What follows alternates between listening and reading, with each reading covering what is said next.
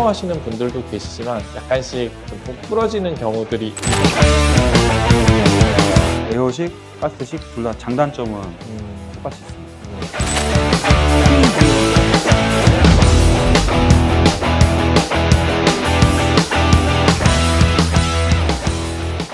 안녕하세요. 화승 S9 정명진 차장. 유희재 과장입니다. 예, 오늘은 단열재를 고정시키는 부자재 중 화스너에 대해서 다뤄보도록 하겠습니다.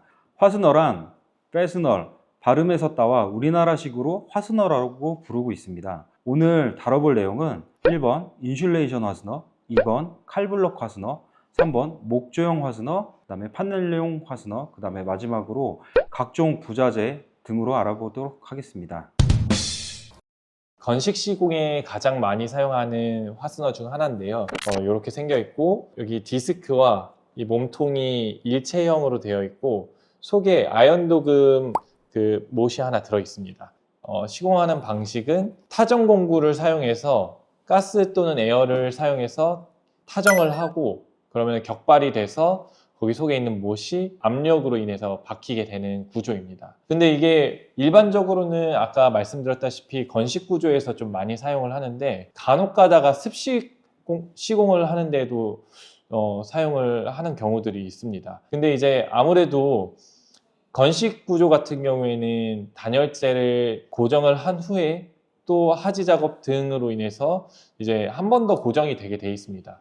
그렇게 되면서 이제 고정력이 향상되어 있는 상태에서 고정이 되는데 습식 구조 같은 경우에는 아무래도 단열재가 바로 고정이 되어 있는 것으로 끝나기 때문에 조금 더 높은 고정력이 좀 필요로 합니다. 예를 들어서 풍압이나 이런 거에 진동에 의해서 이게 빠져나올 수 있기 때문에 더 높은 고정력을 요하는데 그에 반해 이제 인슐레이션 화스너는 건식 구조에 맞춰져 있는 화스너이기 때문에 습식 구조에서는 맞지 않습니다. 그래서 이제 만약에 내 집이 습식 구조로 되어 있는데 인슐레이션 화스너를 사용한다라고 하면은 일단 시공 시에 사용하고 있을 때 발견을 하셔도 좀 이제 중단을 하시고 이제 칼블럭 화스너로 교체해 달라고 요청하실 수 있고 가장 좋은 거는 시공하기 전에 어떤 형태로 시공을 하시는지 확인을 하고 그 다음에 인슐레이션 화스너로 되어 있다고 하면은 이걸 칼블럭 화스너로 꼭 요청을 하는 것이 좀 중요할 것 같습니다.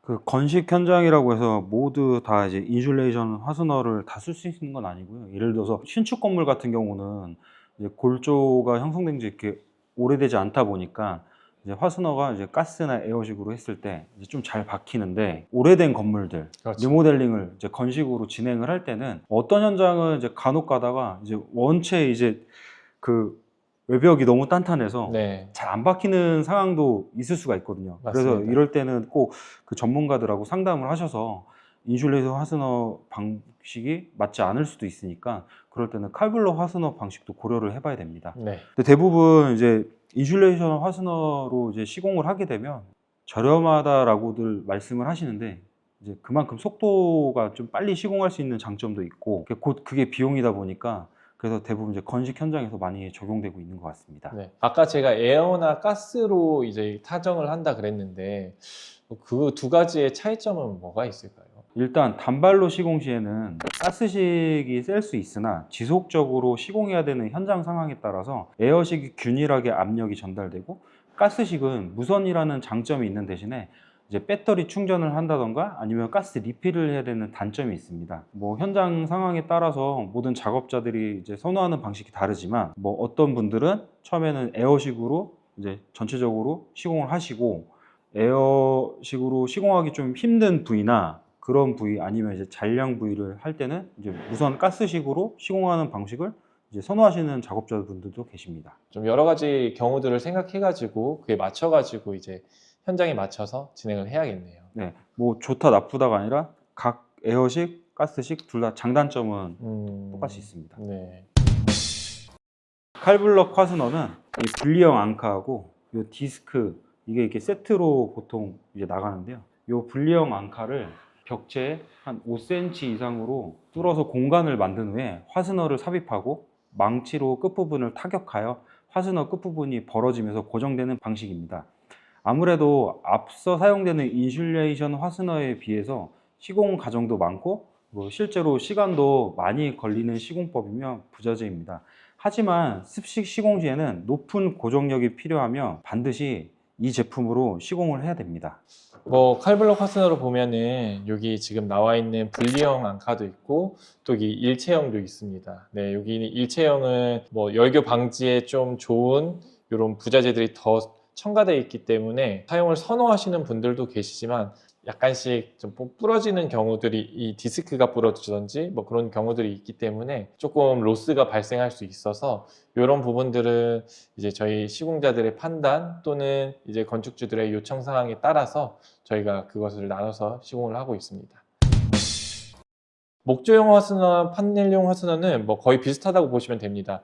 목조 피스 또는 판넬 피스, 뭐 직결 피스, 요거는 이제 양날 피스 이렇게 해가지고 추가적으로 디스크를 해서 면적을 좀 넓게 함으로 인해서 이제 고정력을 높여줄 수 있는 그런 화스너입니다. 판넬 피스는 판넬, 샌드위치 판넬 뭐 이런 현장에서 많이 사용을 하고 있고 목조용 피스는 목조주택일 경우에 사용을 합니다. 요거는 습식이나 건식이나 크게 상관없이 거기에는 반드시 이 피스가 사용돼야 되기 때문에 고정력도 높은 편이기 때문에 이걸 사용하고 있습니다.